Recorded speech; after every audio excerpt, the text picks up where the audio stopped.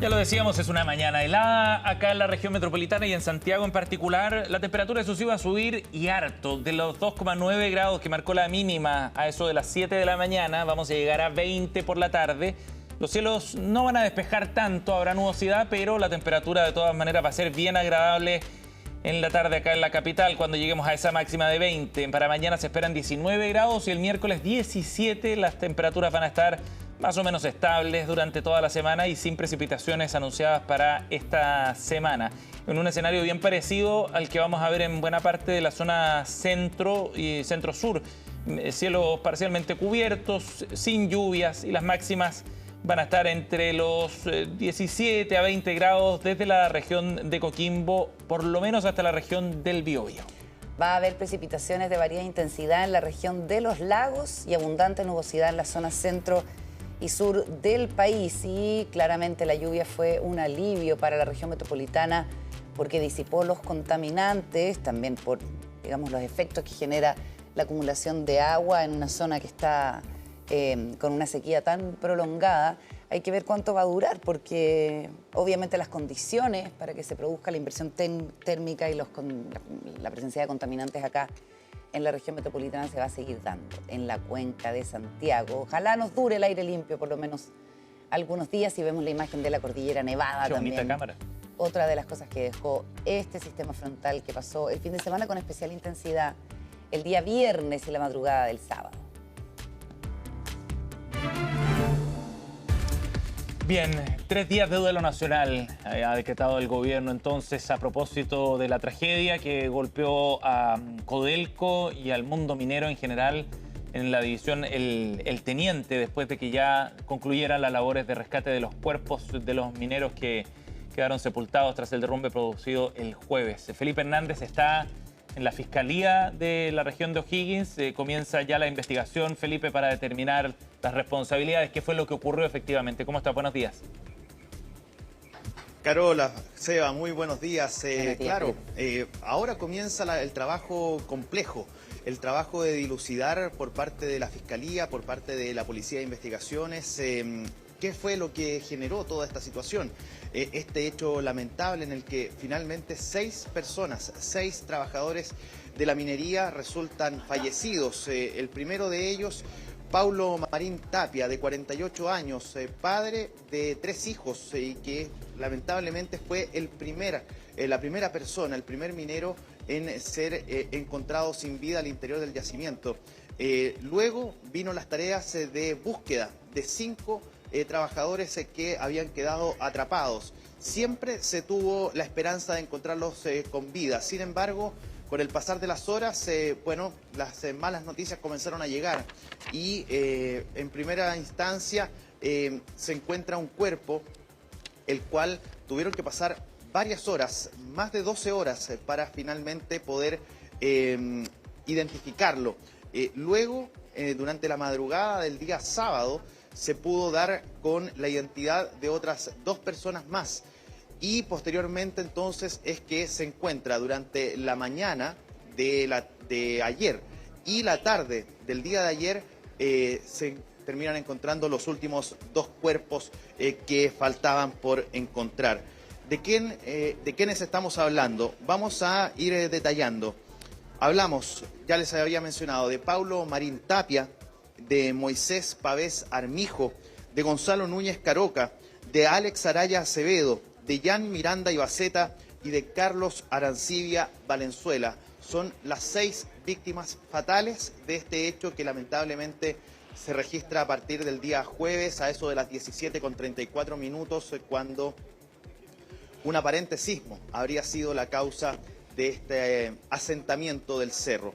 Decimos todo esto, decimos la posible causalidad de este sismo porque eso fue lo que se generó en una primera instancia como la gran información que habría dado origen a todo esto. Y del asentamiento, ¿por qué? ¿Por qué juntamos estos 2 temas, Carola, Seba? Porque, por un lado, las autoridades señalan justamente que esto habría sido por un sismo.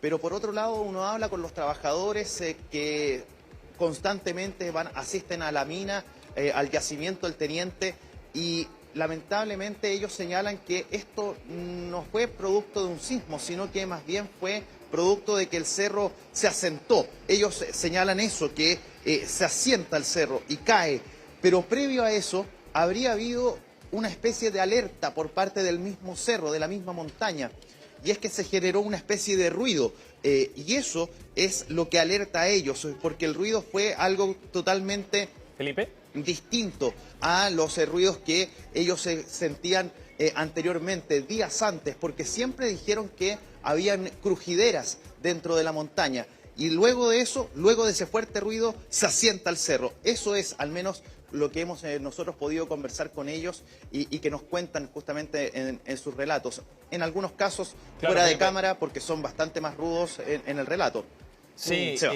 y porque en esa línea distintos testimonios dan cuenta de que los sismos son relativamente habituales allá en la zona, no es algo excepcional, y este sismo tampoco fue particularmente fuerte, ¿no?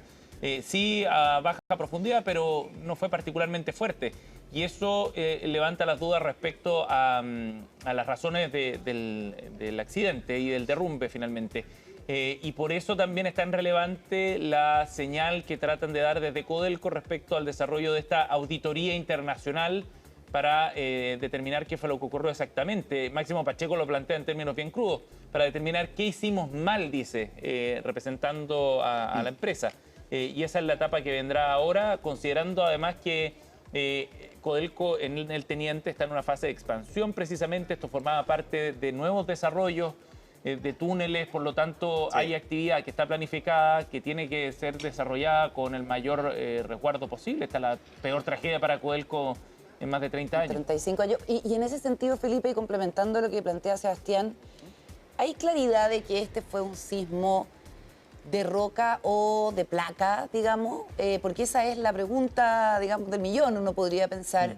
Porque es habitual que en la minería se produzcan estos movimientos precisamente por la explosión de la roca o por el asentamiento del mismo material, y que es un fenómeno local.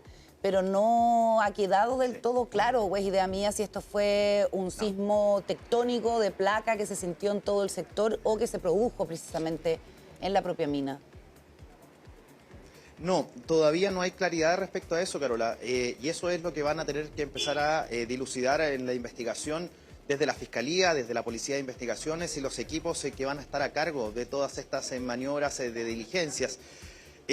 Claves aquí van a ser, entre otras cosas, y aunque suene curioso, porque lo decimos siempre cada vez que hay algún tipo de hecho policial, las cámaras de seguridad, porque estas existen dentro del yacimiento en varios sectores y que puedan también dilucidar, entre otras cosas, si es que hubo movimientos previos, si es que hubo avisos, si es que hubo algún tipo de acción por parte de los mismos trabajadores para poder buscar una salida de alguna manera.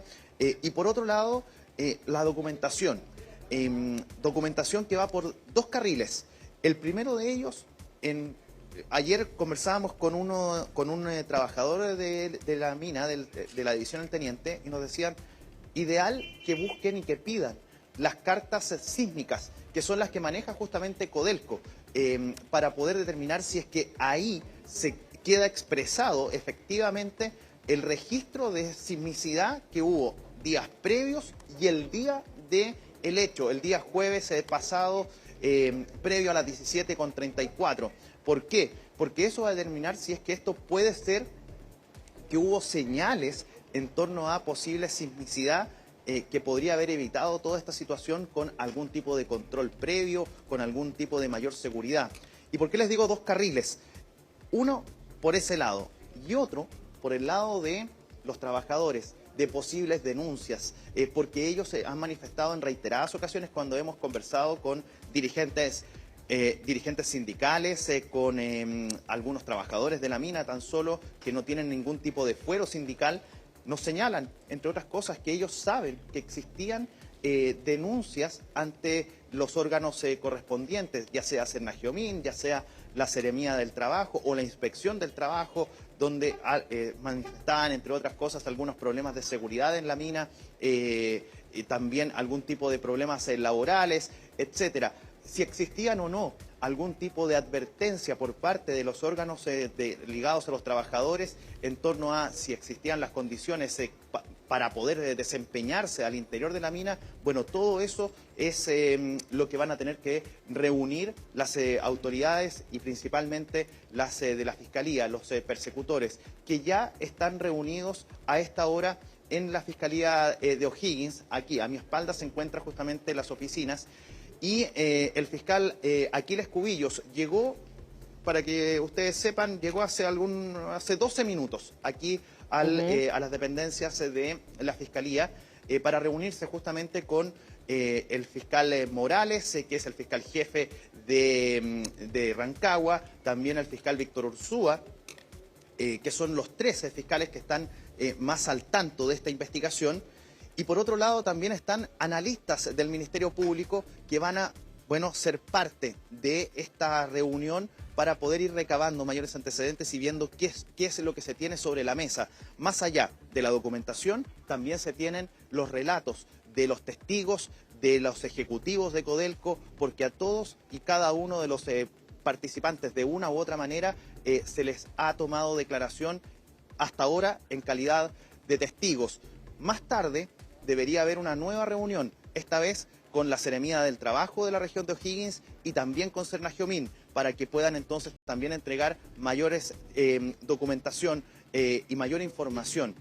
Pongan atención a la declaración que vamos a escuchar ahora del fiscal Aquiles Cubillos. La entregó apenas llegó hasta este lugar. Aquí lo estábamos esperando todos los medios de comunicación para justamente poder tener alguna declaración del fiscal previo a esta reunión.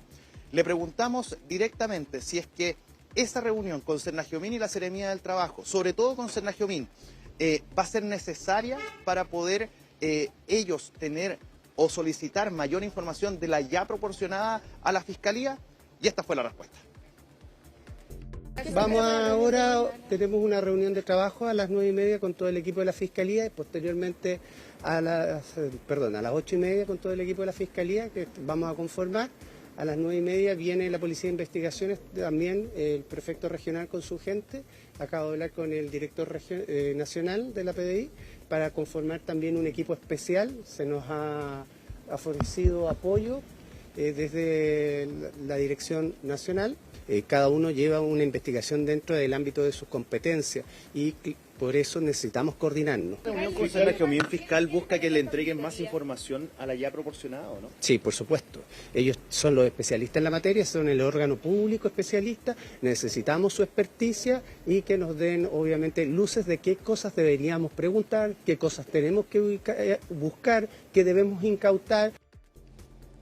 Bueno, y ayer Máximo Pacheco, el presidente de la compañía, decía que han estado en permanente comunicación con el fiscal Aquiles Cubillo, que ha tomado como fiscal regional la titularidad de esta causa, que ha llegado, Felipe, al igual que los periodistas, igual que ustedes, tempranito ahí a trabajar.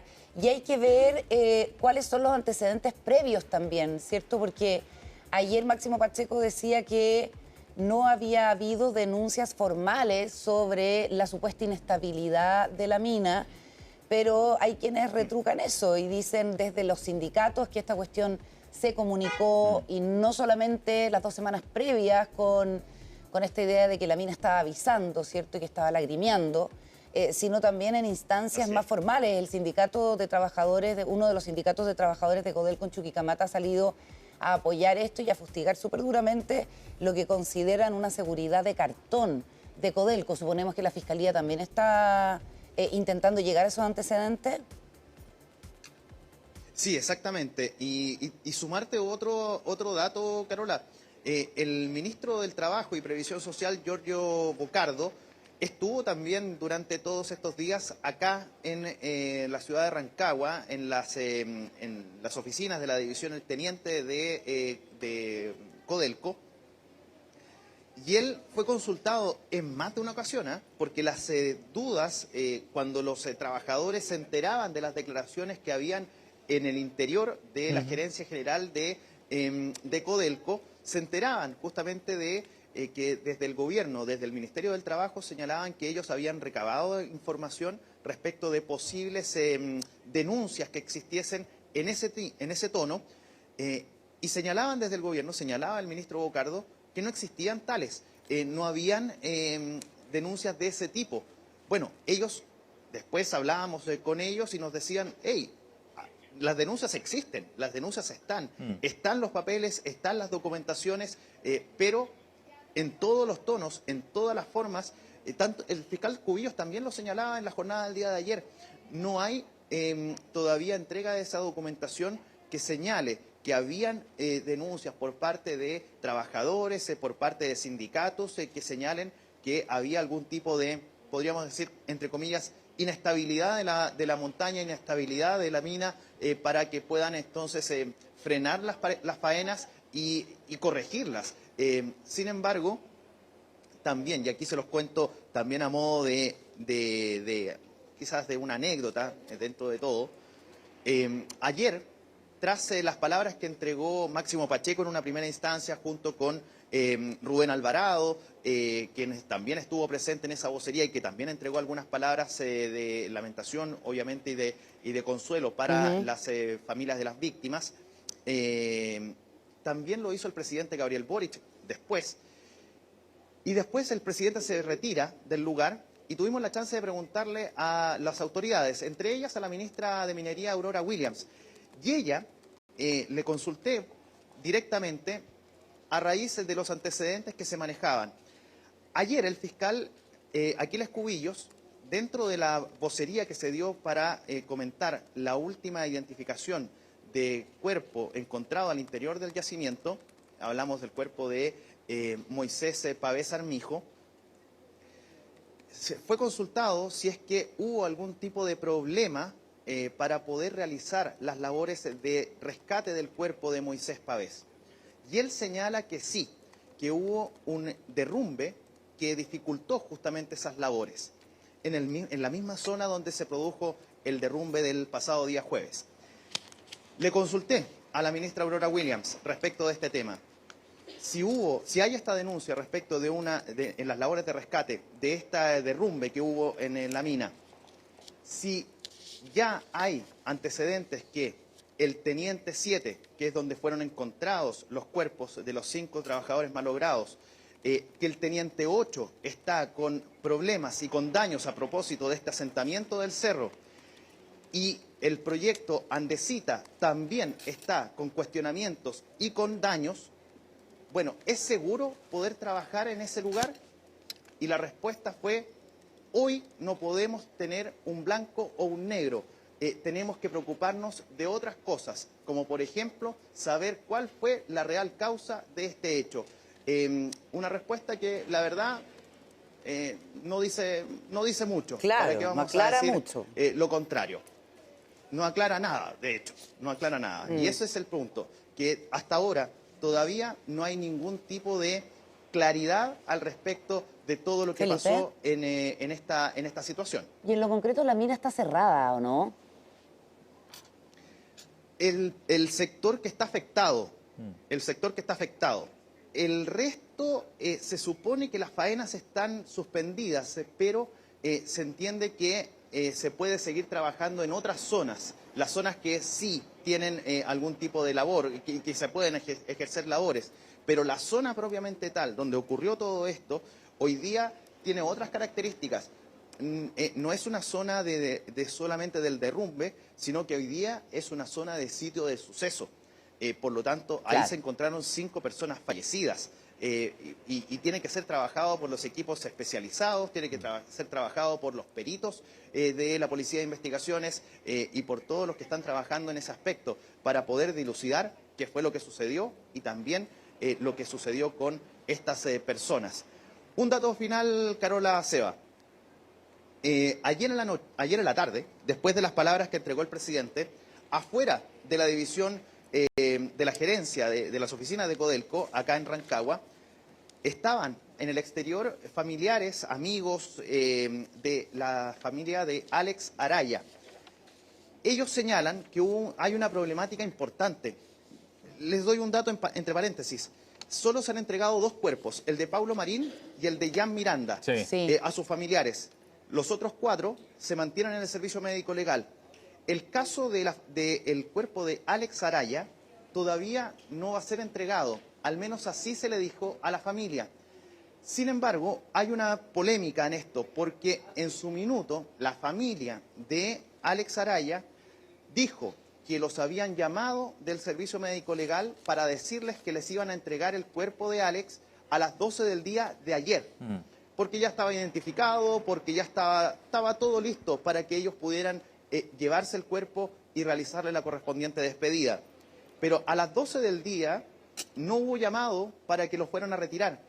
Y esperaron hasta las 4 de la tarde, cuando fueron la misma familia la que llama al servicio médico legal. Y es ahí donde les dicen, no, se los vamos a entregar entre martes y viernes. Y eso generó una rabia y no se sabe por qué, entre Felipe, los familiares. Y no se sabe por qué. La respuesta es, al menos lo que les dijeron, es que le tuvieron que hacer autopsia a el cuerpo de Alex Araya, y eso va a dificultar un poco más las labores de entrega del cuerpo. El punto es que todavía no hay una claridad respecto de la fecha en la cual se les va a entregar el cuerpo, y por eso llegaron hasta ahí, hasta Codelco, para poder pedir ayuda, pedir apoyo y que puedan agilizar justamente esas labores de entrega. Mientras tanto, hasta ahora, de esa entrega del cuerpo de Alex Araya a sus familiares, eso todavía no se sabe. Puede ser mañana, puede ser el miércoles, el jueves o el viernes, pero todo eso va a depender de las gestiones que se hagan por parte de las autoridades y también del Servicio Médico Legal de acá de O'Higgins. Claro que sí, ahí, claro. Y además, en esos plazos. Sí. Ayer el mismo ministro de Justicia, que es el responsable del Servicio Médico Legal, entregaba detalles bien dramáticos, ¿cierto?, de las dificultades en el proceso de identificación. Y desde el Servicio Médico Legal se había confirmado que se están realizando pericias de ADN. Todo indica que la muerte de los mineros se produjo con el mismo estallido de la roca y que eso ha dificultado las labores de identificación, ¿cierto?, y de avance en una cuestión que habitualmente puede ser más breve. Y obviamente eso le genera, sobre todo si se comprometió un plazo, ansiedad y angustia a los familiares. Vamos a seguir contigo y el trabajo del equipo de CNN allá en Rancagua. Felipe, muchas gracias.